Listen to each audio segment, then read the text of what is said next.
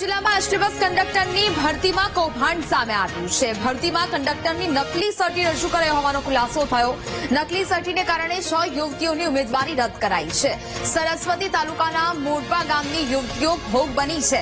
યુવતીઓને એક યુવકે 1500માં first aid સર્ટી આપ્યું હતું, જેમાં પ્રોવિઝનલ જોન એમ્બ્યુલન્સ ઇન્ડિયા નામની સંસ્થાનું આ સર્ટી આપવામાં આવ્યું। યુવતીએ નકલી સર્ટી આધારિત કંડક્ટર માટે ફોર્મ ભર્યું હતું। ડોક્યુમેન્ટ વેરિફિકેશનમાં સર્ટી નકલી જણાતા ઉમેદવારી રદ કરી દેવામાં આવી છે।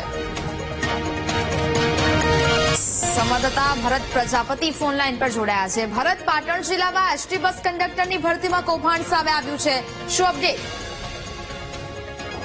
ની અંદર અનેક નકલી ડિગ્રી, નકલી કોલેજો, નકલી સ્કૂલ, કોલેજ સહિતના જે કૌભાંડો સામે આવે છે, ત્યારે આજે વધુ એક કંડક્ટરની જે જગ્યાઓ પડી હતી તેની અંદર નકલી ફર્સ્ટ ઇન સર્ટિફિકેટનો ભોગ સરસ્વતી તાલુકાની મોરપા ગામની એક વિદ્યાર્થીની ભોગ બની છે। સૌથી મહત્વની બાબત છે કે સરસ્વતી તાલુકાનું મોરપા ગામની જે યુવતી છે તેને અજાણ્યા ઇસમ પાસેથી જે ફર્સ્ટ ઇન સર્ટિફિકેટ એટલે કે કંડક્ટરની ભરતી જે સરકાર દ્વારા વર્ષ 2023-24માં ફાળવવામાં આવી હતી તેની સર્ટી એટલે કે તેની ફોર્મ ભરવા માટે તેના યુવકનો સંપર્ક કર્યો હતો અને યુવકે તેની પાસેથી 1500 રૂપિયા લઈને ફર્સ્ટ ઇન સર્ટિફિકેટ આપવાનું તેને કહ્યું હતું ને 3 મહિનાનું જે સર્ટિફિકેટ તેને આપવામાં આવ્યું હતું તે નકલી સાબિત થયું છે, કારણ કે provision of ambulance India centre નામનું જે સંસ્થાનું નકલી સર્ટિફિકેટ આપવામાં આવ્યું હતું તે સર્ટિફિકેટના આધારે યુવતીએ કંડક્ટરની ભરતી માટેનું ફોર્મ ભર્યું હતું। જ્યારે ફોર્મ વેરિફિકેશન કરવામાં આવ્યું ત્યારે જે provision zone ambulance India centre જે નામની સંસ્થાનું જે સર્ટિફિકેટ આપવામાં આવ્યું હતું ત્યાં આગળ વેરિફિકેશન કરવામાં મોકલવામાં આવ્યું ત્યારે